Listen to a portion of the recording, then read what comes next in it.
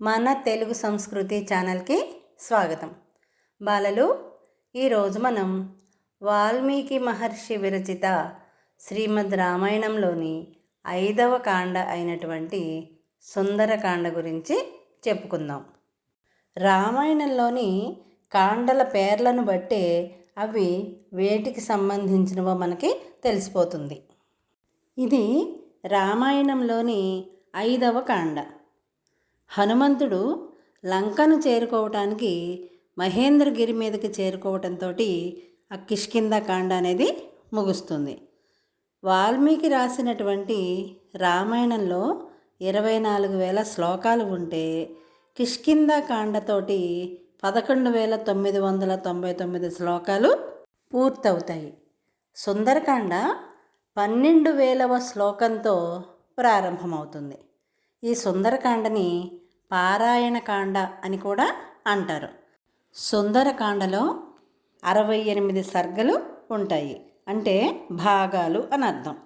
హనుమంతుడు సముద్రాన్ని దాటడం, సీతాన్వేషణము, లంకా దహనము అంటే లంకను కాల్చివేయటం, సీత జాడను శ్రీరామునికి తెలియచేయటం, ఇవన్నీ కూడా ఇందులో ఉండేటటువంటి ముఖ్యాంశాలు.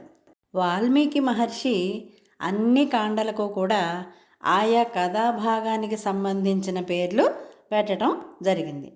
కానీ సుందరకాండ విషయానికి వచ్చేసరికి సుందరకాండ అని పేరు పెట్టడానికి చాలా కారణాలు ఉన్నాయి అని పండితులు చెప్తున్నారు. దానికి సంబంధించినటువంటి ఒక సంస్కృత శ్లోకం మనకి ఇచ్చారు. దానిని ఇప్పుడు చూద్దాం. సుందరే సుందరో రామః, సుందరే సుందరీ కథః, సుందరే సుందరీ సీత, సుందరే సుందరం వనం, సుందరే సుందరం కావ్యం, సుందరే సుందరం కపిః, సుందరే సుందరం మంత్రం, సుందరే కిం న సుందరం.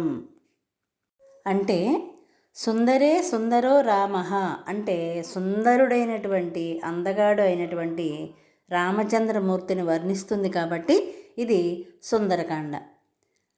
సుందరే సుందరీ కథః సుందరమైనటువంటి కథను మనందరికీ తెలియచేస్తోంది కాబట్టి ఇది సుందరకాండ.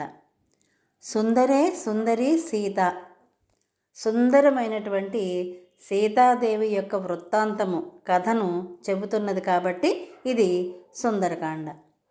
సుందరే సుందరం వనం సుందరమైనటువంటి అశోకవనాన్ని వర్ణిస్తోంది కాబట్టి ఇది సుందరకాండ. సుందరే సుందరం కావ్యం సుందరమైనటువంటి అంత్యానుప్రాసలతో ఉపమాలంకార శబ్దాలతో చెప్పబడింది కాబట్టి ఇది సుందరకాండ. సుందరే సుందరం కపిః కపి అంటే వానరుడు లేదా కోతి అని అర్థం. ఇక్కడ సుందరమైనటువంటి హనుమంతుడి గాథను చెబుతున్నది కాబట్టి ఇది సుందరకాండ. హనుమంతుని అసలు పేరు సుందరుడు. మరి మిగిలిన పేర్లన్నీ ఎలా వచ్చినాయి?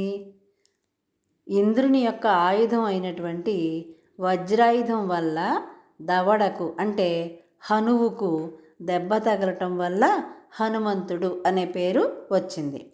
అంజనాదేవి కుమారుడు కాబట్టి ఆంజనేయుడు అనే పేరు వచ్చింది.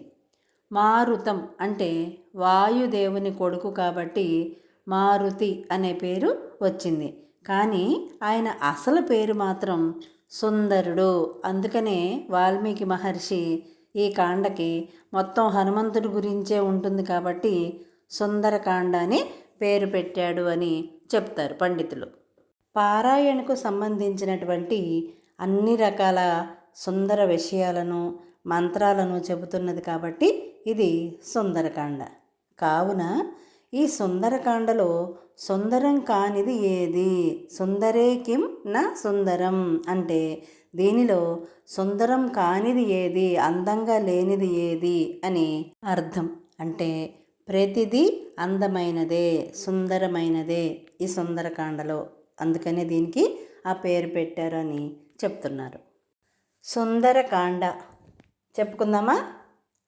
మహాబలుడైనటువంటి మారుతి సూర్యునికి, మహేంద్రునికి, వాయువుకు, బ్రహ్మదేవునికి, ఇతర దేవతలకు అందరికీ నమస్కారం చేసుకున్నాడు. తన శరీరాన్ని బాగా పెంచాడు. ఎందుకంటే పెద్ద సముద్రాన్ని దాటాలి కదా మరి, అందుకని శరీరాన్ని బాగా పెంచాడు. ఒళ్ళు విరుచుకున్నాడు. ప్రళయకాల మేఘగర్జనల మహానాదం చేశాడు. ప్రళయకాలం పెద్ద గాలివాన వచ్చినప్పుడు మేఘాలు ఉరుముతాయి కదా, దాన్నే మేఘగర్జన అని అంటాం. అలాంటి శబ్దాన్ని, అంటే అంత గొప్ప అరుపుని అరిచాడట. ఎవరు? హనుమంతుడు. ప్రళయకాలంలో మేఘాలు ఎలాగైతే గర్జిస్తాయో, ఎలాగైతే ఉరుముతాయో అంతటి శబ్దంలాగా ఈయన అరిచాడట. చేతులను నడుము మీద ఉంచాడు.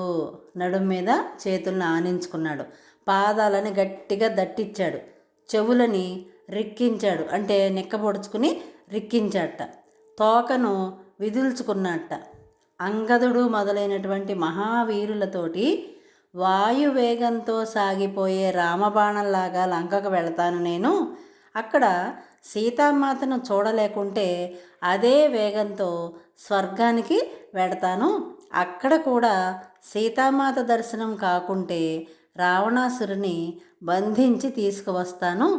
ఏది ఏమైనా సరే కార్యసఫలతతో కార్యాన్ని పూర్తి చేసుకునే నేను తిరిగి వస్తాను అని చెప్పి వాళ్ళందరితోటి చెప్పాట. ఒక్క ఉదుటున అంతరిక్షంలోకి ఎగిరాడు. ఒక్కసారిగా ఆకాశంలోకి ఎగిరాడు. శ్రీరామ కార్యానికి, అంటే శ్రీరాముని పని మీద వెళుతున్నటువంటి హనుమంతుడికి సూర్యుడు తాపాన్ని కలిగించలేదు, అంటే తన యొక్క వేడితోటి బాధించలేదు. వాయువు చల్లగా ప్రసరించాడు. ఇక్కడ చూడండి, సూర్యుడు తన శిష్యుడు, ఎవరో హనుమంతుడు, అందుకని తాపాన్ని కలిగించలేదు. పైగా శ్రీరాముడి యొక్క పని మీద వెడుతున్నాడు. అది మంచి పని కోసం వెడుతున్నాడు కాబట్టి అందరూ కూడా ఆయనకి సహాయం చేశారు. వాయువేమో చల్లగా ప్రసరించాట. ఇక్కడ వాయువు అంటే ఎవరు? ఆంజనేయ స్వామికి తండ్రి. ఏ తండ్రి అయినా తన బిడ్డ కష్టపడకుండా సుఖంగా ఉండాలని కోరుకుంటాడు కదా. అందుకని ఇక్కడ వాయుదేవుడు కూడా చక్కగా తన బిడ్డకి చల్లటి గాలిని ప్రసరింపచేస్తున్నాడు. గురువుగారైనటువంటి సూర్యుడేమో వేడి తాపం కలగకుండా చూస్తున్నాడు. దేవతలు, గంధర్వులు, మహర్షులు వీళ్ళందరూ కూడా హనుమంతుణ్ణి కీర్తించారట. అంటే ప్రశంసించారు, మెచ్చుకున్నారు, పొగిడారు అని అర్థం. సముద్రంపై సాగిపోతున్నటువంటి హనుమంతుణ్ణి చూసి సాగరుడు, అంటే సముద్రుడు సహాయపడదలిచాడు. ఏదైనా సహాయం చేయాలి అనుకున్నట్ట. తానింతటి వాడు కావటానికి ఇక్ష్వాకు ప్రభు అయినటువంటి సగరుడు అనే ఆయన కారణం అని సాగరుని యొక్క ఉద్దేశం, అభిప్రాయం. ఆ ఇక్ష్వాకు కులతిలకుడైనటువంటి శ్రీరాముని కార్యం కోసం, శ్రీరాముని పని కోసం వెడుతున్నటువంటి హనుమంతుడికి ఏమాత్రం శ్రమ కలిగించకూడదు అని అనుకున్నట్ట. అనుకుని సముద్రంలో ఉన్న మైనాకుడిని బయటకు రమ్మన్నట్ట. మైనాకుడు అనే పర్వతాన్ని బయటికి రమ్మన్నట్ట.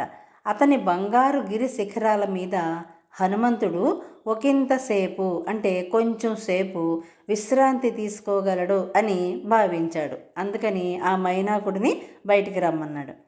మైనాకుడు సరేనని చెప్పి ఒక్కసారిగా సముద్రం మధ్య నుంచి పైకి లేచాట.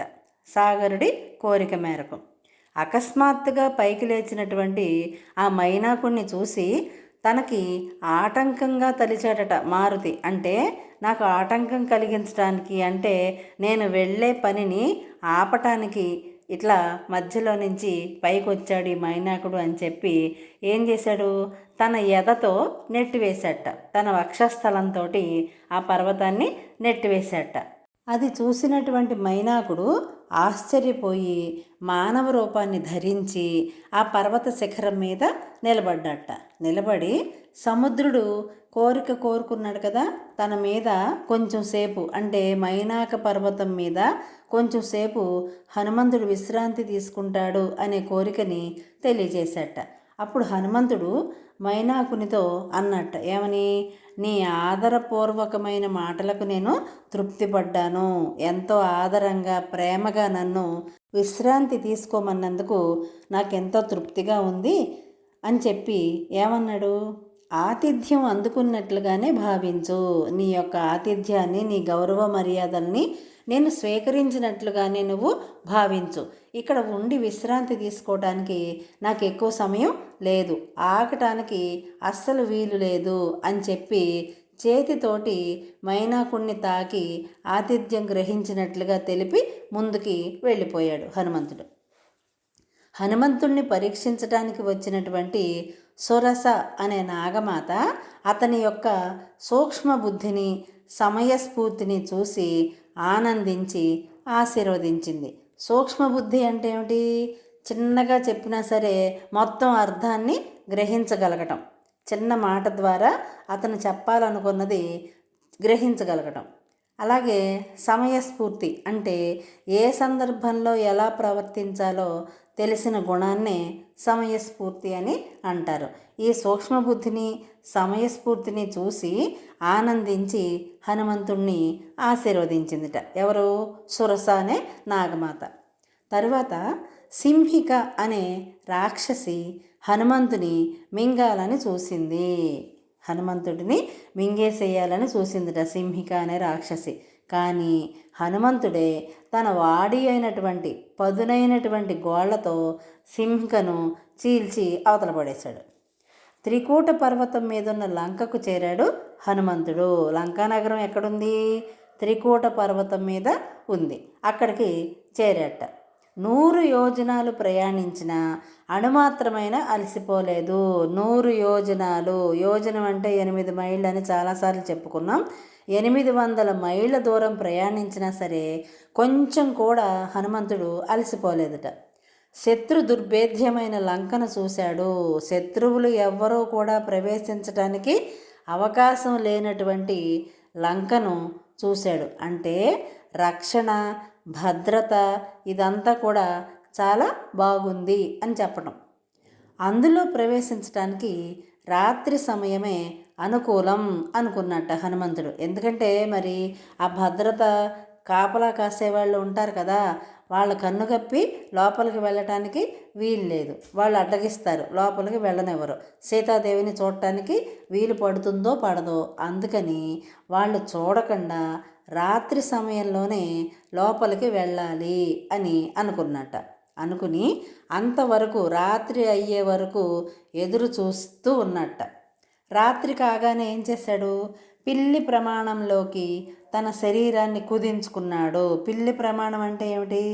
పిల్లి ఎంత చిన్న ఆకారంలో ఉంటుందో తన శరీరాన్ని కూడా చిన్న ఆకారంలోనికి కుదించుకున్నాడు. అక్కడ సముద్రాన్ని దూకటానికి, లంఘించటానికి శరీరాన్ని బాగా పెంచాడు కదా, ఇక్కడేమో లోపలికి వెళ్ళటానికి అంటే ఎవ్వరికీ కనపడకుండా లోపలికి ప్రవేశించటానికి పిల్లి ఆకారం అంతా చిన్న ప్రమాణంలోకి తన శరీరాన్ని కుదించుకుని లంకలోకి ప్రవేశించాడు. ఇంతలో లంకాధిదేవత లంకిణి అనే రాక్షసి అతన్ని చూసింది. చూసి నీవెవరు, ఎందుకు వచ్చావు అని నిలదీసిందిట హనుమంతుణ్ణి. యథార్థం చెప్పమని గద్దించింది, గట్టిగా అడిగిందిట. నువ్వు నిజం చెప్పు, ఎందుకు వచ్చావు, నువ్వు అసలు ఎవరివి అని చెప్పి అడిగిందిట. తనని కాదని లంకలో ప్రవేశించటం సాధ్యం కాదన్నది. నన్ను కాదని నువ్వు ఈ లంకలో ప్రవేశించలేవు, కాలు కూడా పెట్టలేవు అని చెప్పిందిట. తన చేతిలో చావు తప్పదని హనుమంతుణ్ణి బెదిరించిందిట కూడా. నువ్వు గనక ఈ లంకలోకి ప్రవేశిస్తే నా చేతిలో నీకు చావు తప్పదు అని బెదిరించిందిట. అప్పుడు హనుమంతుడు ఏమన్నాడు? లంకా నగరం అందంగా ఉంటుందని విన్నాను, ఒక్కసారి చూసిపోవాలని వచ్చాను. నేను చూసిన తర్వాత వచ్చిన దారినే వెళ్ళిపోతాను అని లంకిణితో చెప్పాట. దానికి లంకిణి భయంకరంగా అరుస్తూ తన అరచేతితోటి హనుమంతుణ్ణి బలంగా కొట్టిందిట. కొట్టేసరికి హనుమంతుడు మళ్ళీ గట్టిగా అరుస్తూ లంకిణి మీద ఎడమ చేతితో ఒక్క దెబ్బ వేశాట. స్త్రీ అని చెప్పి గట్టిగా కొట్టలేదు, కొద్దిగా నిదానంగా కొట్టాడనమాట. కానీ ఆ మాత్రం దెబ్బకే కూలబడిపోయింది లంకిణి. హనుమంతుడు వేసినటువంటి చిన్న దెబ్బకే కూలబడిపోయిందిట. బ్రహ్మని జ్ఞాపకం చేసుకుంది. బ్రహ్మ ఒక శాపం పెట్టాడు ఈ అమ్మాయికి, లంకిణికి. అది గుర్తు వచ్చిందిట. ఎప్పుడైతే ఒక వానరుడు వచ్చి లంకిణిని జయించినప్పుడు ఆ రాక్షసులందరికీ కూడా కీడు మూడుతుంది, మీ అందరికీ హాని కలుగుతుంది అని బ్రహ్మ చెప్పాట. ఆ సమయం ఆసన్నమైనదని, ఆ సమయం దగ్గరికి వచ్చేసింది, రాక్షసులందరూ చనిపోబోతున్నారు, లంకానగరం ధ్వంసం కాబోతోంది అనే విషయం ఆ లంకిణికి అర్థమయ్యి హనుమంతుడితో పలికిందిట. లంకలోకి వెళ్ళు నాయనా అని చెప్పి ఆంజనేయ స్వామిని పంపించింది. హనుమంతుడు ముఖద్వారం గుండా లంకలోకి వెళ్ళలేదు. చూడండి, మామూలుగా మనం ఎవరింటికైనా చుట్టాలింటికి కానీ, స్నేహితులింటికి కానీ, తెలిసిన వాళ్ళ ఇంటికి కానీ, పెద్దవాళ్ళ దగ్గరికి కానీ వెళ్ళేటప్పుడు చక్కగా గుమ్మంలో ముఖద్వారం గుండా మనం లోపలికి ప్రవేశిస్తాం. కానీ హనుమ ముఖద్వారం గుండా లంకలోకి వెళ్ళలేదట. ఎట్లా వెళ్ళాడు? ప్రాకారం పై నుండి దూకి వెళ్ళాడు. ప్రహరీ గోడ దూకి లోపలికి వెళ్ళాట. అది కూడా ఎడమ పాదం ముందు పెట్టి, ఎడమకాలు ముందు పెట్టి వెళ్ళాట లంకలోకి. ఎందుకని? శత్రువుల వద్దకు వెళ్ళేటటువంటి సాంప్రదాయం అది. మామూలుగా మనం ఎవరింటికన్నా వెళ్ళినప్పుడు ఏం చేస్తాం? కుడికాలు లోపల పెట్టి ముందు వెళతాం. అలాగే కొత్తగా పెళ్ళైనటువంటి కోడల్ని కుడికాలు ముందు పెట్టి లోపలికి రామ్మా అని అంటారు. ఎందుకని? కుడికాలు ముందు పెడితే వాళ్ళకి శుభం, అంటే మంచి జరుగుతుంది అని అర్థం. అందుకని శత్రువుల ఇళ్ళకి వెళ్ళేటప్పుడు శత్రువుకి మంచి జరగాలని కోరుకోం కదా ఎవరం కూడా. అందుకని శత్రువుల ఇళ్ళకి వెళ్ళేటప్పుడు ఎడమకాల ముందు పెట్టి వెళ్ళడం అనేది సంప్రదాయం. ఇక్కడ మరి రావణాసురుడు సీతాదేవిని అపహరించాడు కాబట్టి శత్రువు అవుతాడు కదా. అందుకని ఎడమకాల ముందు పెట్టి, ఎడమ పాదం ముందు పెట్టి లంకలో ప్రవేశించాడు. అక్కడ మారుతి చిత్ర విచిత్రాలైన ఇండ్లను చూశాడు. చిత్ర విచిత్రాలు అంటే పెద్ద పెద్ద భవనాలని అన్నింటినీ చూశాట. సంగీత మాధుర్యాన్ని చవి చూశాడు. సంగీత మాధుర్యాన్ని అంటే మధురమైనటువంటి వీణుల విందు గొలిపేటటువంటి సంగీతాన్ని విన్నట్ట. వేద ఘోషను విన్నాడు. వేదాలు చదివేటటువంటి ఆ శబ్దాన్ని, ఆ ధ్వనిని విన్నట్ట. రకరకాల వాళ్లను చూశాట. అక్కడ సర్వాంగ సుందరమైన రావణుని భవనాన్ని చూశాడు. ఎటు చూసినా అందంగా ఉందిట ఆ భవనం, రావణాసురుని భవనం. ఎక్కడా కూడా సీత జాడ కనిపించలేదు. ఎక్కడా కూడా సీతాదేవి కనిపించలేదు. మహాపార్శ్వుడు, కుంభకర్ణుడు, విభీషణుడు, మహోదరుడు, విరూపాక్షుడు, విద్యుజ్జిహ్వాదుల భవనాలు మొత్తం వెతికేశాట. కానీ ఎక్కడ సీతమ్మ తల్లి జాడ కనిపించలేదు. రావణ అంతఃపురంలోకి వెళ్ళాడు. రావణాసురుని యొక్క అంతఃపురంలోకి వెళ్ళాట.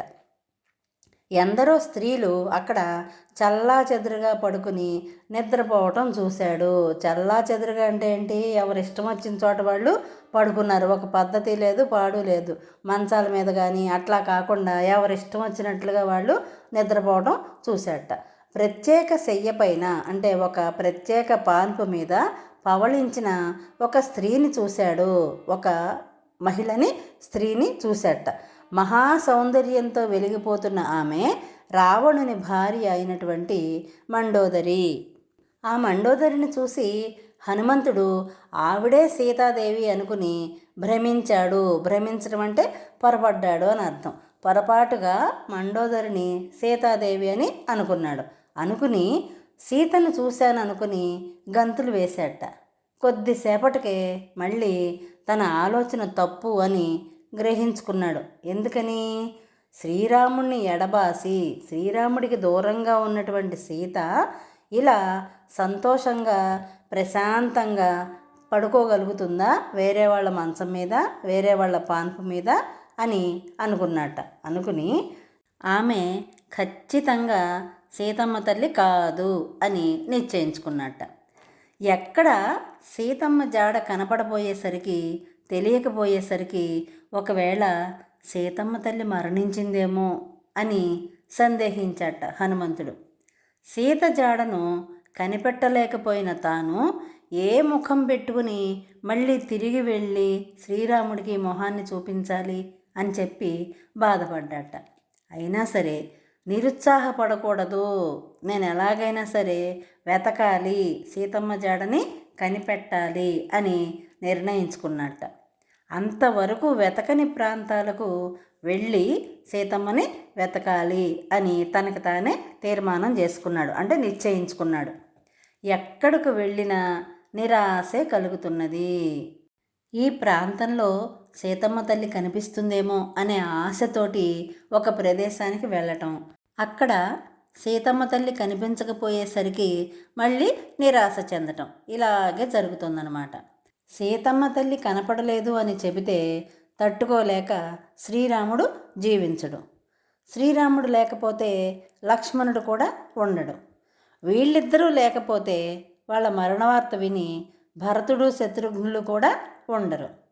పుత్రులు నలుగురు లేకపోతే వాళ్ళ మరణానికి తట్టుకోలేక తల్లులైనటువంటి కౌసల్య, సుమిత్ర, కైకేయి వీళ్ళ ముగ్గురు కూడా తనువులు చాలిస్తారు, అంటే వాళ్ళు కూడా మరణిస్తారు. ప్రియమిత్రుణ్ణి వీడి సుగ్రీవుడు బ్రతకడు. ప్రియమైనటువంటి స్నేహితుడిని వదిలిపెట్టి సుగ్రీవుడు కూడా బతకడు. దానితో రుమ తారాంగదులు, అంటే రుమ, తార, అంగదుడు వీళ్ళు కూడా మిగలరు. ఇది చూసినటువంటి వానర జాతి ఈ లోకాన్ని వీడుతుంది. వీళ్ళెవ్వరూ లేనప్పుడు మేము మాత్రం ఎందుకు బ్రతకటం అనవసరంగా అని చెప్పి వానర జాతి అంతా కూడా మరణిస్తుంది. ఇందరి మరణానికి నేను కారణం కావటం కన్నా ప్రాయోపవేశంతో ప్రాణాలు వదలటమే మంచిది అనిపించిందిట మారుతికి. అంటే ఇంతమంది మరణానికి నేనే కారణం ఎందుకు అవ్వాలి? సీతమ్మ తల్లి కనపడలేదు అని చెబితేనే ఇదంతా జరుగుతుంది.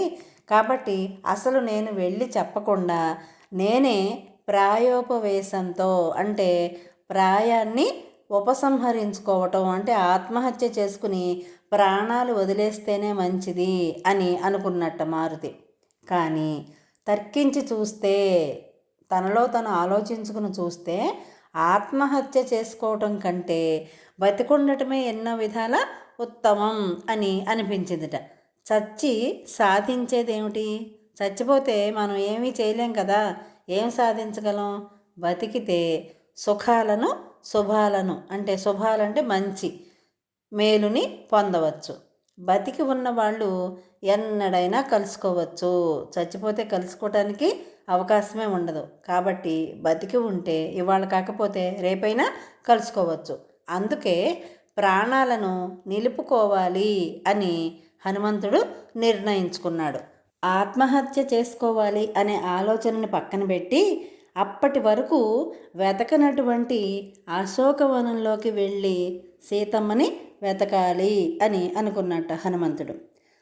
వెళ్ళే ముందు ఏం చేశాడు? సీతారామ లక్ష్మణులకు రుద్రుడు, అంటే శివుడికి, ఇంద్రుడికి, యముడికి, వాయుదేవుడికి, సూర్యుడికి, చంద్రుడికి, మరుద్గణాలకు నమస్కారం చేశాడు.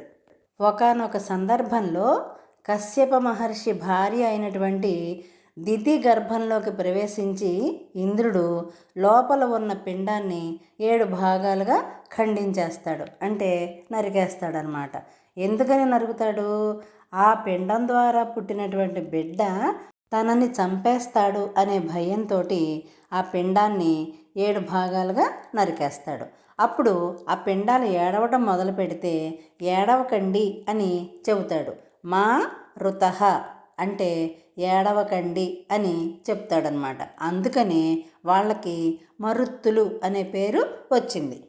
ఆ పిండాలు అలా ఏడుస్తుంటే ఇంద్రుడు ఏం చేస్తాడు? మళ్ళీ ఆ 7 భాగాలని, ఒక్కొక్క భాగాన్ని మళ్ళీ 7 భాగాల కింద ఖండిస్తాడు. అలా మొత్తం 49 భాగాలు అవుతాయి అన్నమాట ఆ పిండం. అప్పుడు వాళ్ళంతా ఎందుకు అసలు నువ్వు మమ్మల్ని ఇలా నరికేస్తున్నావు అని చెప్పి ఇంద్రుణ్ణి అడిగితే, మీరు నన్ను చంపటానికే పుడుతున్నారు, అందుకే నేనే మిమ్మల్ని సంహరిస్తున్నాను అని చెప్తే, అప్పుడు వాళ్ళు ఏమంటారంటే, మీరు మమ్మల్ని చంపద్దు, మేమందరం కలిసి నీకు మిత్రులుగా స్నేహితులుగా ఉంటాము అని చెప్పేసరికి దానికి ఇంద్రుడు వాళ్ళ మాట నమ్మి వాళ్ళకి దైవత్వాన్ని ప్రసాదిస్తాడు. ప్రసవం అయిన తర్వాత ఆ 49 మంది మరుత్తులు జన్మించడం చూసినటువంటి దితి ఆశ్చర్యపోతుందన్నమాట. అప్పుడు ఇంద్రుడు ఏం చేస్తాడు, జరిగిన విషయం అంతా వాళ్ళ చిన్నమ్మకి అంటే పినతల్లికి చెబుతాడు. తన కుమారులందరూ కూడా దేవతాగణాలుగా అయినందుకు దితి చాలా సంతోషపడుతుంది. అప్పటి నుంచి వాళ్ళు వాయువుకి అధిష్టాన దేవతలుగా మరుత్తులుగా ప్రసిద్ధికెక్కారు. వారిని మరుద్గణములు అని అంటారు. మరి వాయుదేవుడు ఆంజనేయ స్వామికి తండ్రి కదా, తండ్రికి సంబంధించినటువంటి అధిష్టాన దేవతలు కాబట్టి మరుద్గణాలకి కూడా నమస్కారం చేశాడు. చేసుకుని అశోకవనంలోకి అడుగుపెట్టాడు హనుమంతుడు. అది ఎలా ఉందిట, ఇంద్రుని నందనవనంలాగా ఉందిట అశోకవనం. అంటే ఫలపుష్పాలతో, పచ్చని చెట్లతో, ఎటు చూసిన ప్రకృతి దృశ్యాలతో ఆహ్లాదకరంగా కనుల పండువుగా ఉందిట. అణువణువున వెతికాడు హనుమంతుడు. చిన్న ప్రదేశం కూడా, అణువంత ప్రదేశం కూడా వదలకుండా మొత్తం అశోకవనం అంతా వెతికేశాట హనుమంతుడు. ఎత్తైనటువంటి సింసుప వృక్షాన్ని ఎక్కాడు.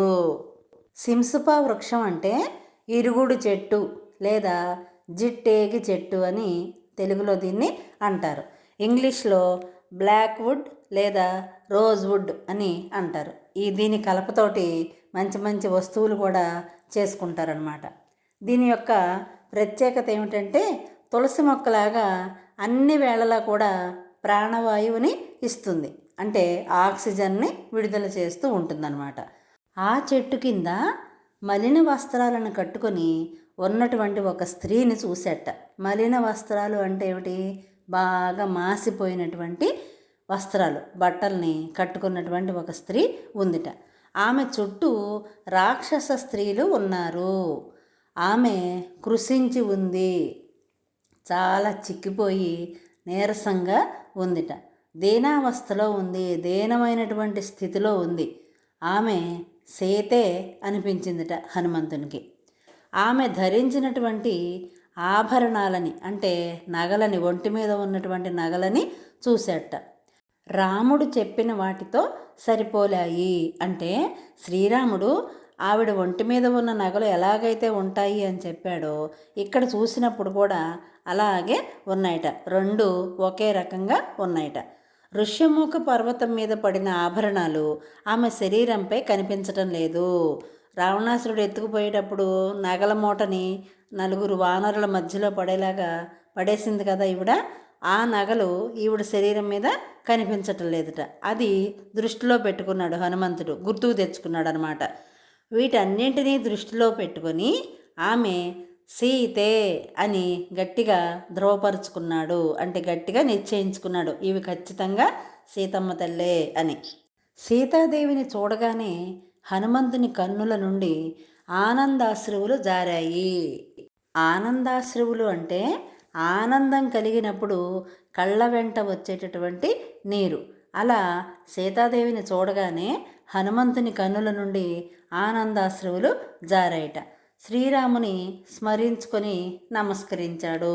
శ్రీరాముడిని గుర్తుకు తెచ్చుకొని ఆయనకి మనసులోనే నమస్కరించుకున్నాడు. వేకువ జామయ్యింది అంటే రాత్రి కదా ఈయన లంకలో ప్రవేశించింది, తెల్లవారుజామున అయిపోయిందిట. వేదఘోషలు వినపడుతున్నాయి. వేద మంత్రాలు చదువుతున్నటువంటి ధ్వనులు, శబ్దాలు గట్టిగా వినిపిస్తున్నాయట. నిద్రలేచిన రావణుడు అశోకవనం వైపు అడుగులు వేస్తున్నాడు. లేవటంతో ఏం చేస్తున్నాడు, అశోకవనం వైపు వస్తున్నాడు. సుగంధ తైలాలతో తడిసి ఉన్న కాగడాలను ధరించిన స్త్రీలు ముందు నడుస్తున్నారు. కాగడాలు దేంతో తడిపారు? సుగంధ తైలాలతో, మంచి సువాసన భరితమైనటువంటి నూనెలతో తడిపి ఉన్నటువంటి కాగడాలను వెలిగించుకొని ఆ స్త్రీలు ముందు నడుస్తున్నారట. రావణుని తేజస్సు చూసి ఆశ్చర్యచకితుడయ్యాడు హనుమంతుడు. రావణాసురుడు ఎంతో తేజస్సుతోటి, మేరునగ గంభీరుడిలాగా, మంచి మూర్తిమత్వంతో, మంచి ఆకారంతో, ముఖంలో తేజస్సుతోటి వస్తున్నట్ట. అది చూసినటువంటి హనుమంతుడు చాలా ఆశ్చర్యపోయాట, ఎంత బాగున్నాడు మనిషి అని. సీత దగ్గరికి వచ్చి రావణుడు నయానా భయాన సీత మనసు మార్చే ప్రయత్నం చేశాడు. ఏం చేసైనా సరే, అంటే బుజ్జగించైనా భయపెట్టైనా సరే సీతాదేవి యొక్క మనసుని మార్చే ప్రయత్నం చేశాడు. కానీ ఎలాంటి ప్రలోభాలకు తాను లొంగనని సీత తేల్చి చెప్పింది. నువ్వు ఎన్ని ఆశలు చూపించినా సరే నేను నీకు లొంగను అని తేల్చి చెప్పేసింది సీతాదేవి. శ్రీరాముడి నుంచి తప్పించుకోవటం సాధ్యం కాదు అని కూడా హెచ్చరించిందిట. నువ్వు నన్ను అపహరించావు కాబట్టి నా శ్రీరాముడి నుంచి నువ్వు, ఆయన వేసే శిక్ష నుంచి నువ్వు తప్పించుకోలేవు అని చెప్పి హెచ్చరించిందిట. రావణునిలో ఆవేశం పెళ్ళుబికింది, విపరీతమైనటువంటి కోపం వచ్చేసిందిట. నన్నే హెచ్చరిస్తావా అనుకుని కోపం తెచ్చుకున్నాడు. 2 నెలలు గడువు విధించాడు. 2 నెలల సమయం ఇచ్చాడు ఆవిడికి. ఏమని? ఎలాగైనా సరే నా దారిలోకి రావాల్సిందే. అక్కడ రాక్షస స్త్రీలకు కూడా చెప్పాట. ఏమని? ఎలాగైనా సరే ఈ 2 నెలల గడువులో సీతను నా దారికి తీసుకురండి అని చెప్పి అక్కడ ఉన్నటువంటి రాక్షస స్త్రీలకి ఆజ్ఞాపించి ఆదేశించి తన భవనానికి వెళ్ళిపోయాడు. అక్కడ ఉన్నటువంటి ఆ రాక్షస స్త్రీలందరూ కూడా సీతాదేవికి ఎన్నో రకాలుగా నచ్చజెప్పడానికి ప్రయత్నం చేశారట. ఒప్పుకోమ్మా, రావణాసురుని యొక్క కోరిక ప్రకారం అతన్ని పెళ్లి చేసుకో, ఈ సకల భోగాలు కూడా అనుభవించవచ్చు నువ్వు అని చెప్పి ఆవిడికి నచ్చజెప్పడానికి చూశారట. కానీ ఆవిడ నిరాకరించిందిట, అంటే ఒప్పుకోలేదట. ఎవరు ఒప్పుకుంటారు చెప్పండి? ఇలాంటివి ఒప్పుకోరు కదా. చివరకు సీతను చంపుతామని భయపెట్టారు. నువ్వు కనుక ఒప్పుకోకపోతే, రావణాసురుడిని పెళ్లి చేసుకోవటానికి అంగీకరించకపోతే నిన్ను చంపేస్తాం అని కూడా భయపెట్టారట సీతాదేవిని. ఈ దుస్థితికి సీత ఎంతో విలపించింది. ఈ చెడ్డ పరిస్థితికి, ఏంటి నాకు ఈ పరిస్థితి అని చెప్పి ఎంతో విలపించిందిట, ఎంతో బాధపడిందిట. శ్రీరాముడికి దూరమే బతకటం కన్నా శరీరాన్ని విడవటమే మేలన్నది. నా శ్రీరాముడికి దూరమైపోయి నేను ఇలా ఒంటరిగా బ్రతకటం కంటే నేను నా శరీరాన్ని విడిచిపెట్టేయటమే మంచిది, అంటే ప్రాణత్యాగం చేయటమే మంచిది అని అనుకుందిట. ఈ మాటలను విన్న కొంతమంది రాక్షస స్త్రీలు ఏం చేశారు? వెంటనే వెళ్ళి రావణాసురుడికి విషయం చెప్పారట. ఏమని? సీతాదేవి ప్రాణత్యాగం చేసుకోవటానికి సిద్ధపడుతోంది, నిన్ను పెళ్లి చేసుకోవటానికి మాత్రం అంగీకరించటం లేదు అని చెప్పారట. ఇంకొందరు ఏం చేశారు? తక్షణమే సీతను బంధించగలమన్నారు. నువ్వు ప్రాణత్యాగం చేసుకోవాలి అనుకుంటే నిన్ను వెంటనే మేము బంధించేస్తాము, కట్టిపడేస్తాము అని చెప్పారట. అంతవరకు నిదురించిన త్రిజట అప్పుడే మేల్కొంది. అప్పటి వరకు నిద్రపోయిందిట త్రిజట అనే అమ్మాయి. నిద్రపోయి అప్పుడే నిద్రలో నుంచి మేల్కొందిట. త్రిజట విభీషణుని కూతురు. విభీషణుడు ఎవరో? రావణాసురుడికి సోదరుడు. అతని యొక్క కూతురే ఈ త్రిజట. అంటే 3 జటలు ఉంటాయి ఈ అమ్మాయికి, అందుకనే త్రిజట అనే పేరు వచ్చింది. రాక్షస స్త్రీలను అదలించింది. రాక్షస స్త్రీలందరినీ కూడా గద్దించిందిట. ఏంటి మీరందరూ ఏం మాట్లాడుతున్నారు, అవతలకు పొండి అని చెప్పి అదిలించిందిట. తనకు వచ్చిన కళను చెప్పింది. నాకు కళ వచ్చిందమ్మా, విను అని చెప్పిందిట. ఆ త్రిజట తన కళలో ఏమేం చూసిందో చెబుతోంది సీతాదేవికి. 1000 హంసలతో కూడిన పల్లకి మీద లక్ష్మణుడితో కలిసి శ్రీరాముడు కూర్చున్నట్లుగా నేను చూశాను. ఆ పల్లకీలో లక్ష్మణుడు శ్రీరాముడు కలిసి కూర్చున్నట్లుగా నేను చూశాను అని చెప్తోంది. సముద్రం మధ్య ఒక తెల్లని పర్వతం మీద సీతాదేవి కూర్చోవటం చూశాను. తెల్లటి పర్వతం, తెలుపు శాంతికి శుభానికి సూచిక అన్నమాట. దీనిని బట్టి సీతాదేవికి మంచి జరుగుతుంది అని గుర్తు అన్నమాట. తర్వాత నూనె పూసిన శరీరంతో రావణుడు నేల మీద పడి ఉండటం చూశాను. నూనె అనేది దరిద్రానికి గుర్తు. అలాంటి నూనెని రావణాసురుని శరీరం అంతా పూసుకుని నేల మీద పడిపోయి ఉండటం చూశాను. అంటే అది అపశకునం, చెడ్డ శకునం అని అర్థం. రావణాసురునికి చెడు జరుగుతుంది. ఒక నల్లని స్త్రీ శరీరమంతా బురద పూసుకొని ఎర్రని వస్త్రములు కట్టి రావణుని మెడకు తాడు కట్టి దక్షిణం వైపుగా ఈడ్చుకెళ్ళటం చూశాను.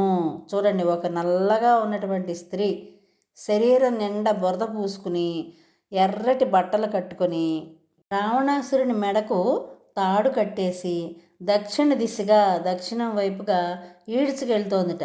అది త్రిజట స్వప్నంలో చూసిందిట. అంటే ఆవిడ ఎవరో మృత్యుదేవత అన్నమాట. మృత్యుదేవత రావణాసురుణ్ణి దక్షిణం వైపుగా ఈడ్చుకు వెళ్ళిపోతోందిట. వరాహం మీద రావణుడు, మొసల మీద ఇంద్రజిత్తు, ఒంటి మీద కుంభకర్ణుడు దక్షిణ దిశగా వెళ్ళటం చూశాను.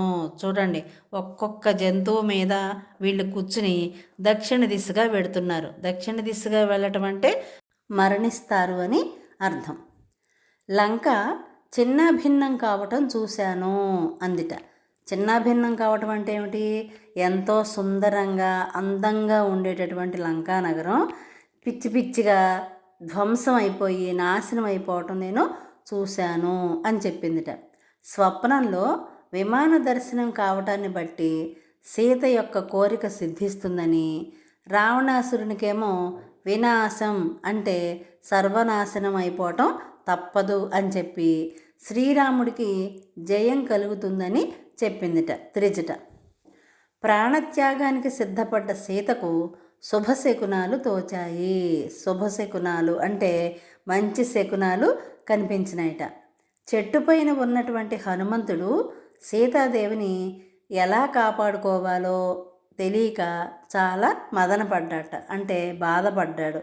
రామకథా గానమే సరైన మార్గమని ఎంచుకున్నాడు.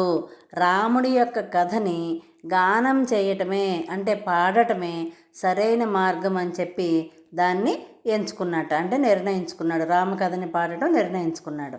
సీతాదేవికి వినపడేటట్లు రామకథను వర్ణించాడు. సీతాదేవికి మరి నమ్మకం కుదరాలి కదా. ఎందుకని? అక్కడ అందరూ రాక్షసులే ఉన్నారు, మాయలు. ఎప్పుడు ఎవరు ఎలా మారతారో తెలియక పాపం ఆవిడ అయోమయ స్థితిలో, దీనస్థితిలో ఉంది. అందుకని ఇప్పుడు హనుమంతుడిని చూసిన ఇది కూడా రాక్షసులే ఇలా వచ్చారేమో అని అనుకుంటుందని చెప్పి సీతాదేవికి వినపడేలాగా రామకథని వర్ణించడం మొదలుపెట్టాడు. సీతాదేవి అన్ని వైపులా చూసిందిట. ఎవరో నా రాముడి గురించి ఇలా చెప్తున్నారు అని చెప్పి అన్ని వైపులా చూసిందిట. చెట్టు మీద ఉన్నటువంటి హనుమంతుడిని చూసి ఆశ్చర్యానికి లోనైంది. చాలా ఆశ్చర్యపోయిందిట చెట్టు మీద ఉన్నటువంటి హనుమంతుడిని చూసి. హనుమంతుడు చెట్టు దిగి నమస్కరించాట. నమస్కరించి, అమ్మా నీవెవరు? ఒకవేళ సీతాదేవివే అయితే శుభమగుగాక, దయతో విషయాలు చెప్పమ్మా అని ప్రార్థించాట. అమ్మా నువ్వు సీతవే అయితే గనక నీకు శుభం జరుగుతుంది, దయతో నీ విషయాలన్నీ చెప్పమ్మా అని చెప్పి ప్రార్థించాట. తనను సీత అంటారని చెప్పిందా సాధ్వి. తన వృత్తాంతమంతా వివరించింది. ఇక్కడ సాధ్వి అంటే పతివ్రత, గృహిణి, సాధు స్వభావం కలిగినటువంటి స్త్రీ అని చెప్పుకోవచ్చు. ఆవిడ సీతాదేవి ఏం చేసిందిట? తన గురించినటువంటి వివరాలన్నీ, తన వృత్తాంతం మొత్తం హనుమంతుడికి వివరించి చెప్పిందిట. హనుమంతుడు తాను శ్రీరామదూతనని చెప్పుకున్నాడు. నేను రామదూతని, రాముడు పంపించగా నేను ఇక్కడికి వచ్చాను అని చెప్పుకున్నట్ట. దగ్గరగా వస్తున్న మారుతిని చూసి రావణునిగా అనుమానించింది సీత. ఇందాక చెప్పుకున్నాం కదా, రాక్షసులు ఎవరో మంచివాళ్ళెవరో తెలియనంత అయోమయ స్థితి అక్కడ నెలకొందనమాట. అందుకని హనుమంతుడు వస్తున్న మారుతి వస్తున్నా సరే రావణాసురుడిగా అనుమానించిందిట సీతాదేవి. నిజంగా నువ్వు రామదూతవే అయితే రాముణ్ణి గురించి వినిపించు, నీకేం తెలుసో రాముడి గురించి అది నాకు చెప్పు అని చెప్పి అందిట. అప్పుడు హనుమంతుడు సీత కోరిక పైన శ్రీరాముని యొక్క రూపగుణాలను చక్కగా వివరించాట. రూపాన్ని, ఆయన యొక్క మంచి గుణాలని అన్నింటినీ కూడా వివరంగా చెప్పాట సీతాదేవికి. శ్రీరాముని ముద్రికను సమర్పించాడు. రాముడు హనుమంతుడికి ఒక ముద్రిక ఇచ్చాడు కదా, ఆ ముద్రికని సీతాదేవికి ఇచ్చాట హనుమంతుడు. దాన్ని చూసి పరమానంద భరితురాలైంది సీత. ఆ ముద్రికని చూడంగానే రాముడినే చూసినంతగా సంబరపడిపోయి ఆనందపడిపోయిందిట సీత. తన దైన్యాన్ని వివరించి శ్రీరాముణ్ణి త్వరగా లంకకు తీసుకువచ్చి ఈ రాక్షసుల చెర నుండి తనను విడిపించమని చెప్పు నువ్వు అని మారుతికి చెప్పిందిట. రాముడితో చెప్పు నువ్వు త్వరగా వచ్చి ఈ లంకలో ఉన్నటువంటి ఈ రాక్షసులందరినీ హతమార్చి నన్ను తీసుకెళ్ళు, నన్ను విడిపించి తీసుకువెళ్ళు అని చెప్పి రాముడితో నువ్వు చెప్పవయ్యా అని చెప్పి హనుమంతుడికి చెప్పిందిట. అప్పుడు హనుమంతుడు ఏమంటున్నాడు, అంత దాకా ఎందుకమ్మా, నా వీపు మీద కూర్చుంటే నిన్ను తక్షణమే శ్రీరాముడి సన్నిధికి చేరుస్తాను అని చెప్పాట హనుమంతుడు. అమ్మా, శ్రీరాముడు వచ్చి నిన్ను తీసుకువెళ్ళి ఇదంతా ఎందుకమ్మా, ఇప్పుడు నేను వచ్చాను కదా నీ దగ్గరికి, నువ్వు నా వీపు మీద కూర్చో, నిన్ను వెంటనే శ్రీరాముడి సన్నిధికి, శ్రీరాముడి దగ్గరికి చేరుస్తాను అన్నట్ట హనుమంతుడు. ఇంత చిన్నవాడివి నువ్వు నన్ను ఎలా తీసుకెళ్ళగలవు అని ప్రశ్నించిందిట సీతాదేవి హనుమంతుడిని. ఎందుకంటే పిల్లి ప్రమాణంలో, అంటే పిల్లి ఆకారం అంతా చిన్న ఆకారంలోకి మారి లోపలికి ప్రవేశించాడు కదా, అందుకని సీతాదేవి హనుమంతుడిని అలా ప్రశ్నించింది, నువ్వు ఇంత చిన్నగా ఉన్నావు, నన్ను ఎలా తీసుకెళ్తావు అని. అప్పుడు హనుమంతుడు ఏం చేశాడు, వెంటనే తన విశ్వరూపాన్ని ప్రదర్శించాడు. విశ్వరూపం అంటే మహేంద్ర పర్వతం మీద నుంచి సముద్ర లంఘనం చేయడానికి శరీరాన్ని బాగా పెంచాడు చూసారా, అలా తన విశ్వరూపాన్ని ప్రదర్శించాట. సంతోషించింది సీత. హనుమంతుడు ఎప్పుడైతే తన శరీరాన్ని ఆకాశం అంత పెద్దగా పెంచాడో అప్పుడు సీతాదేవి చాలా సంతోషపడిందిట. అయినా సరే హనుమతో వెళ్ళటానికి నిరాకరించింది. హనుమంతునితో వెళ్ళటానికి ఒప్పుకోలేదుట ఆవిడ. ఎందుకని, నేను పరపురుషుణ్ణి తాకను అని చెప్పిందిట. ఇతర పురుషుణ్ణి, పరాయి పురుషుణ్ణి నేను ముట్టుకోను, నేను నీతో రాను, నీ వీపు మీద కూర్చోను అని చెప్పిందిట. శ్రీరాముడు రావణుణ్ణి సంహరించి తనను తీసుకుపోవటమే ఆయన స్థాయికి తగినది అన్నది. ఏం చెప్పింది మళ్ళీ, శ్రీరాముడు రావాలి, రావణాసురుణ్ణి సంహరించాలి, అప్పుడు నన్ను తీసుకువెళ్ళాలి, అది శ్రీరాముడి యొక్క స్థాయికి తగినది, అతని గొప్పతనాన్ని చాటడానికి అదే చెయ్యాలి అని చెప్పిందిట. అప్పుడు హనుమంతుడు ఏమంటున్నాడు, అమ్మా, నా వెంట రావటం నీకు అంగీకార యోగ్యం కాకుంటే శ్రీరాముడు గుర్తించగలది ఏదైనా ఆనవాలు ఇవ్వు అని అడిగట్ట హనుమంతుడు. అమ్మా, నా వెంట రావటం నీకు ఇష్టం లేదు కదా, అలాంటప్పుడు శ్రీరాముడు గుర్తించటానికి వీలుగా నిన్ను నేను చూశాను అనటానికి గుర్తుగా ఏదైనా ఒక ఆనవాలు ఇవ్వు, గుర్తుగా ఏదైనా ఒక వస్తువుని ఇవ్వు అని చెప్పి హనుమంతుడు అడిగాట సీతమ్మ తల్లిని. తమ అనుబంధానికి గుర్తుగా కాకాసురుని కథ చెప్పింది. వాళ్ళ యొక్క అనుబంధానికి గుర్తుగా కాకాసురుని కథ అనేదాన్ని హనుమంతుడికి చెప్పిందిట. ఇది తీసుకెళ్ళి హనుమంతుడు శ్రీరాముడికి చెప్తాడనమాట. చెప్పి కొంగుముడి విప్పి అందులో నుంచి దివ్య చూడామణిని హనుమంతుడికి ఇచ్చింది. దివ్య చూడామణి అంటే తలపైన, అంటే శిరస్సు పైన ధరించేటటువంటి ఒక అలంకార వస్తువు. తన యొక్క పవిత్రమైనటువంటి చూడామణిని హనుమంతుడికి ఇచ్చి శ్రీరాముడికి చూపించడానికి ఆనవాలుగా దాన్ని ఇచ్చిందనమాట. ఇక్కడ కాకాసురుని కథ చెప్పింది కదా సీతమ్మ తల్లి హనుమంతునికి. ఒకరోజు చిత్రకూట పర్వతం మీద వీళ్ళు నివసిస్తున్నప్పుడు సీతమ్మ తల్లి ఒళ్ళో రాముడు సేద తీరుతూ పడుకుంటాడనమాట. ఆ పడుకున్న సమయంలో కాకాసురుడు అనేటటువంటి ఒక కాకి వచ్చి సీతమ్మ తల్లి వక్షస్థలం మీద వాలి పొడుస్తూ ఉంటుంది. అయినా కానీ రాముడు నిద్రిస్తున్నాడు, ఆయన నిద్రకి భంగం కలుగుతుంది అన్న ఉద్దేశంతో సీతాదేవి కదలకుండా అలాగే ఉంటుందన్నమాట. కాకి ఎంతగా పొడిచి బాధిస్తున్నా సరే కదలకుండా అలాగే ఉంటుంది.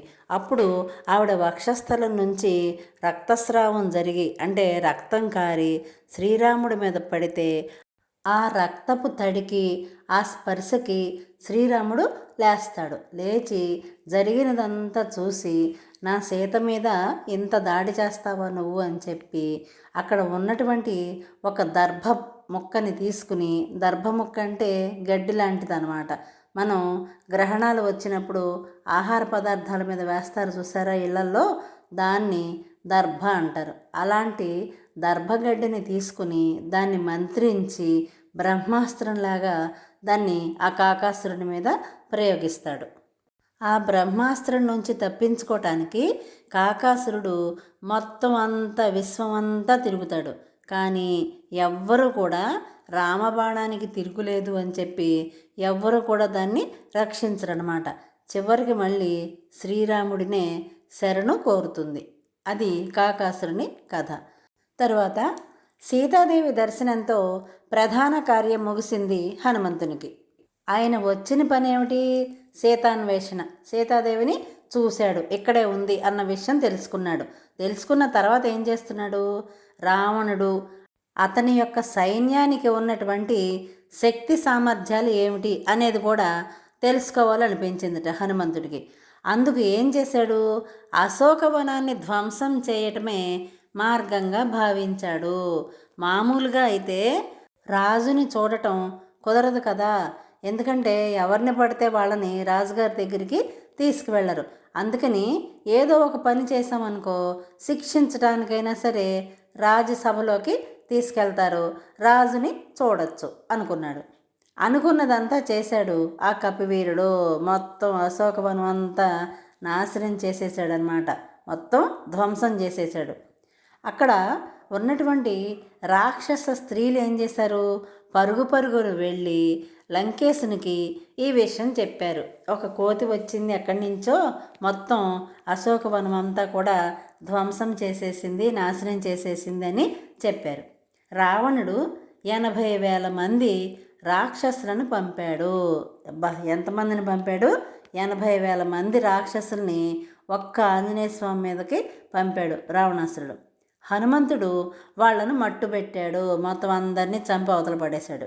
తన పైకి వచ్చిన జంబుమాలి అనే అతన్ని, మంత్రిపుత్రులు 7గురిని, రావణాసురుడి సేనాపతులు 5గురిని, అక్షకుమారుణ్ణి అంతమొందించారు. అక్షకుమారుడు అంటే రావణాసురుడి యొక్క కొడుకు. మొత్తం అందరినీ కూడా అంతం చేశాడు, అంటే సంహరించేశాడు, చంపేశాడు అని అర్థం. చివరకు ఇంద్రజిత్తు బ్రహ్మాస్త్రాన్ని ప్రయోగించి హనుమంతుణ్ణి బంధించాడు. బ్రహ్మాస్త్రం అంటే తిరుగులేనిదనమాట. ఇంకా ఏం చేశాడు? రావణాసురుడు ఇంకొక కొడుకు ఇంద్రజిత్తు అనే అతను బ్రహ్మాస్త్రాన్ని ప్రయోగించాడు హనుమంతుడి మీదకి. ప్రయోగించి బంధించాడు. కానీ బ్రహ్మవరం చేత అది హనుమంతుని మీద ఒక్క క్షణం మాత్రమే పనిచేస్తుంది. తర్వాత దాని యొక్క పనితనం ఉండదన్నమాట హనుమంతుడి మీద. అయినా సరే ఏం చేశాడు హనుమంతుడు?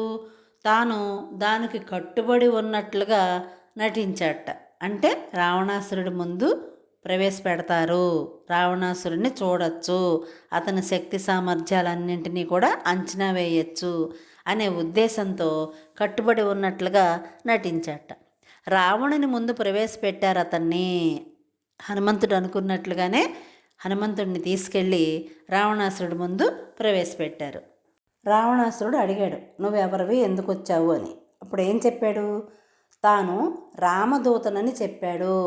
దూత అంటే రాయబారి, లేదంటే ఒక దగ్గర నుంచి ఇంకొకళ్ళకి సందేశాన్ని చేరవేసేటటువంటి వ్యక్తి. అలాంటి వాళ్ళని దూత అని అంటారు. ముందుగా వచ్చే దానిని చెప్పేవాడిని కూడా దూత అంటారు. దీన్నే ఇంగ్లీష్లో అంబాసడర్ అని అంటారు. నేను రామదూతని, రాముడు రాయబారంగా నీ దగ్గరికి నన్ను పంపిస్తే నేను వచ్చాను అని చెప్పాడనమాట. చెప్పి అంతటితో ఊరుకున్నాడా? శ్రీరాముని పరాక్రమం ఎలాంటిదో సభాముఖంగా చాటాడు. శ్రీరాముడి యొక్క శౌర్య పరాక్రమాలు, బలము, ఇవన్నిటి గురించి అక్కడ సభాముఖంగా సభలో అందరికీ తెలిసేలాగా చెప్పాడు. అది సహించలేనటువంటి రావణాసురుడు ఏం చేశాడు? హనుమంతుణ్ణి చంపమని అక్కడ ఉన్నటువంటి సైనికులకి లేదా భటులకి ఆజ్ఞ ఇచ్చాట. అంటే చంపేసేయండి తన్ని, శ్రీరాముడి యొక్క పరాక్రమాన్ని, అంటే శత్రువు యొక్క పరాక్రమాన్ని నా ముందు పొగుడుతున్నాడు కాబట్టి ఇతన్ని చంపేసేయండి అని చెప్పి ఆజ్ఞాపించాట. దూతను చంపటం భావ్యం కాదన్నాడు విభీషణుడు. మన దగ్గరికి రాయబారిగా వచ్చినటువంటి దూతని చంపకూడదు, అది రాజనీతి అని చెప్పి రావణాసురుడు తమ్ముడైనటువంటి విభీషణుడు చెప్పాడు. చంపడం కూడదు, కానీ ఇతర పద్ధతుల్లో దూతను దండించవచ్చు, శిక్షించవచ్చు అని చెప్పాట. సరే అని చెప్పి అప్పుడు ఏం చేశారు? హనుమంతుని తోకకు నిప్పంటించేసి మొత్తం లంకంతా కలిగి తిప్పమని చెప్పాట రావణుడు. బట్టలతోటి హనుమంతుని తోకను చుట్టేసేసి దాన్ని నూనెతో తడిపేసి ఆ తోకకి నిప్పు పెట్టి ఊరంతా ఊరేగిస్తున్నారట. ఆ లంకానగరం అంతా తిప్పుతున్నారట. హనుమంతుడు ఒక్కసారిగా ఆకాశంలోకి ఎగిరేశాడు. ఎగిరి విభీషణుని భవనం తప్ప, రావణాసురుడు సోదరుడైనటువంటి త్రిజట తండ్రి అయినటువంటి విభీషణుని భవనం తప్ప మిగిలిన లంకకంతటికి కూడా నిప్పు పెట్టేశాడు. అందుకే సీతమ్మను చూసి రమ్మంటే లంకను కాల్చి వచ్చాడు అనే సామెత పుట్టింది. లంకలో హాహాకారాలు మిన్నుముట్టాయి. హాహాకారాలు అంటే ఏమిటి? బాధతో అరిచేటటువంటి అరుపులు. అవి మిన్నుముట్టాయి అంటే ఆకాశాన్ని అంటుకున్నాయట. అంటే ఏమిటి? ప్రతి చోట ఎక్కడ చూసినా సరే లంకలో భయంతో, బాధతోటి ప్రజలు అరుస్తూ అటు ఇటు దిక్కు తోచకుండా పరుగులు పెడుతున్నారన్నమాట.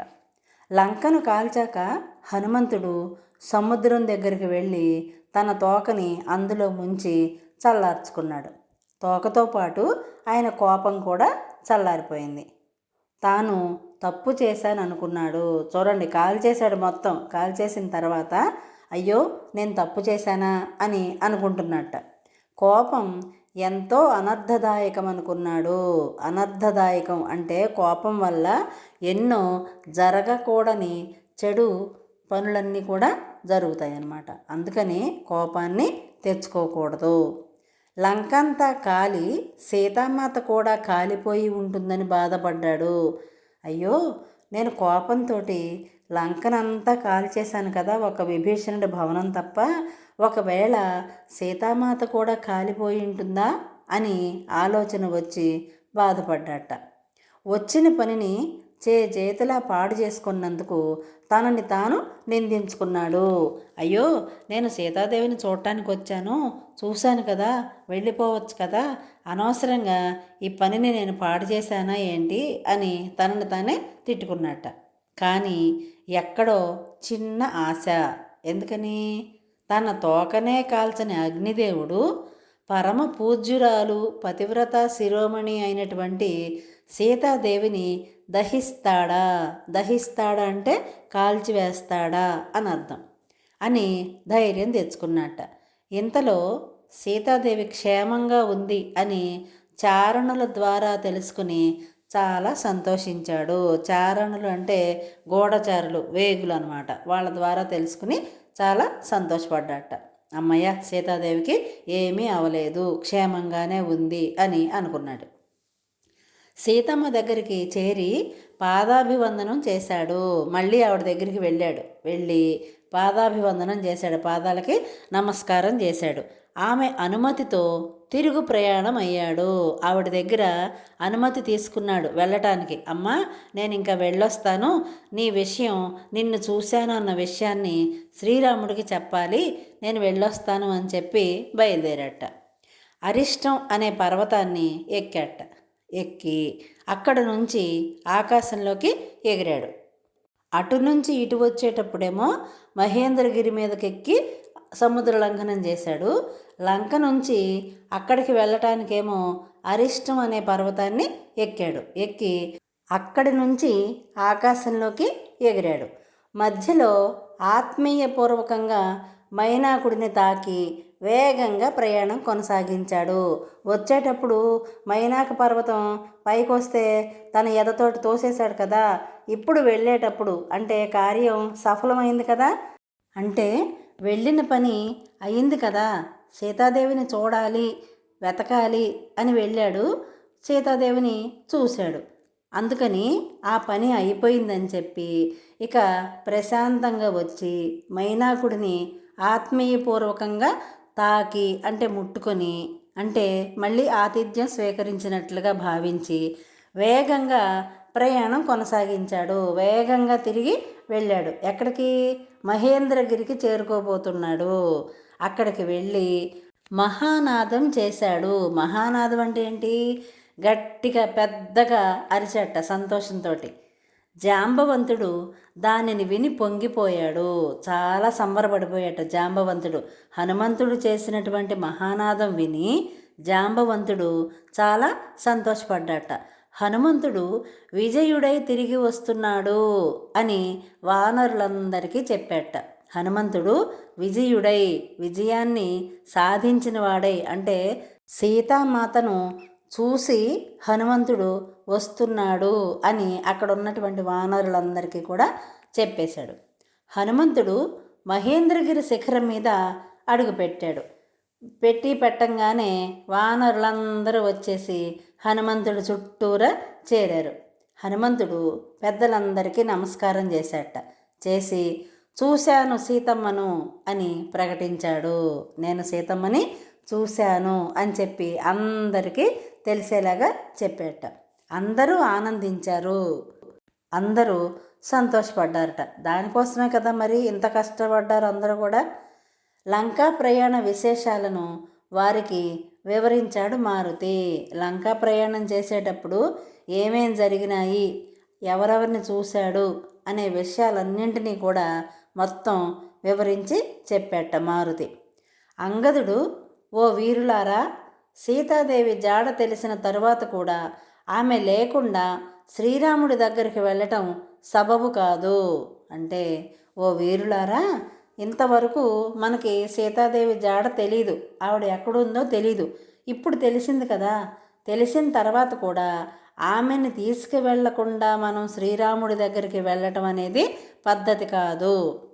లంకకు వెళ్ళి రావణుని చంపి సీతను తీసుకొని అప్పుడు శ్రీరాముడి వద్దకు వెడదాము అని అంగదుడు అన్నట్ట. కానీ జాంబవంతుడు అంగదుడి మాటలను ఒప్పుకోలేదు, ఖండించాడు. అంటే వద్దు అని చెప్పాడు. శ్రీరామ సుగ్రీవులు సీతను చూసి రమ్మన్నారు, ఎక్కడ ఉంది అనే విషయాన్ని తెలుసుకుని రమ్మన్నారు, అంతేకాని తీసుకురమ్మనలేదు కదా. పైగా రావణుణ్ణి సంహరిస్తానని శ్రీరాముడు ప్రతిజ్ఞ చేసి ఉన్నాడు. మీరు వెళ్ళి సీతాదేవిని తీసుకొస్తే శ్రీరాముడు చేసినటువంటి ప్రతిజ్ఞకి భంగం కలుగుతుంది. కాబట్టి మీరు దానికి భంగం కలగనీయకూడదు. అంటే శ్రీరాముడే యుద్ధం చేసి సీతాదేవిని తీసుకురావాలి, మీరు తీసుకురాకూడదు అని చెప్పి అన్నాడు. అందరం వెళ్ళి జరిగిన విషయాలను నివేదిద్దామన్నాడు. జరిగిన విషయాన్ని, సీతాదేవి కనపడింది అనే విషయాన్ని శ్రీరాముడికి సుగ్రీవుడికి మనందరం కలిసి వెళ్ళి చెబుదాం అన్నాడు జాంబవంతుడు. దారిలో అందరూ కలిసి మధువనంలోకి వెళ్ళారు. అది ఒక ఉద్యానవనం అన్నమాట. అక్కడ తేనెలు తాగారు, మధువనాన్ని ధ్వంసం చేశారు. బాగా సంతోషంతో ఉన్నారు కదా వీళ్ళందరూ, వానర సైన్యం అంతా కూడా. ఆ సంతోషంతో ఆ మధువనాన్ని ధ్వంసం చేశారు, అంటే నాశనం చేశారు, పాడు చేశారనమాట. మధువనం సుగ్రీవుని రక్షణలో ఉన్నది. ఆ మధువనాన్ని రక్షించే బాధ్యత సుగ్రీవుడిదనమాట. అతని రక్షణలో ఉంది. అతని మేనమామ అయినటువంటి దధిముఖుడు అనే ఆయన దాన్ని కాపాడుతున్నాడు, అంటే రక్షిస్తున్నాడు అని అర్థం. వానరుల ధాటికి దధిముఖుడు గాయాల పాలయ్యాడు. అడ్డమొచ్చిన వాళ్ళని కూడా వీళ్ళు గీరేస్తున్నారనమాట ఈ వానరులు. ఆయనకి చాలా గాయాలైనాయట దధిముఖుడు అని ఆయనకి. వెంటనే వెళ్ళి సుగ్రీవుడికి ఈ విషయం చెప్పాట. ఇదంతా శుభసూచకంగా భావించాడు సుగ్రీవుడు. ఆ ధ్వంసం చేసేశారు మధువనాన్ని, మమ్మల్ని అందరినీనేమో గాయాల పాలు చేశారు అని చెప్పి సుగ్రీవుడికి చెప్పాట దధిముఖుడు. ఏం పర్వాలేదు, ఇదంతా మనకి మంచి జరగటానికి సూచనగా మనం భావించాలి అని చెప్పాట. అంగద హనుమదాదులు అంటే అంగదుడు, హనుమంతుడు మొదలైన వాళ్ళు శ్రీరాముడు, సుగ్రీవుడు ఉన్న చోటికి చేరారు. వీళ్ళందరూ కూడా శ్రీరామ సుగ్రీవులు ఉన్న చోటకి వెళ్ళారు. హనుమంతుడు శ్రీరామునకు సాష్టాంగ నమస్కారం చేశాడు. సాష్టాంగ నమస్కారం అంటే ఏంటి? 8 అంగములు నేలకి ఆనేలాగా నేల మీద పడి శ్రీరాముని పాదాలకి నమస్కారం చేశాట. చూశాను సీతమ్మను అని చెప్పాడు. సీతమ్మను నేను చూశాను అని చెప్పాడు శ్రీరాముడికి. రామలక్ష్మణుల ఆనందానికి అంతులేదు. చూడండి, ఎంతకాలం సీతమ్మ కోసమే కదా వాళ్ళందరూ చూస్తున్నారు, ఎక్కడుందో, ఏమైపోయిందో, ఎవరు తీసుకెళ్ళిపోయారో అని చెప్పి. అలాంటిది హనుమంతుడు వచ్చి నేను సీతమ్మను చూశాను అని చెప్పగానే విపరీతమైనటువంటి ఆనందం కలిగిందిట.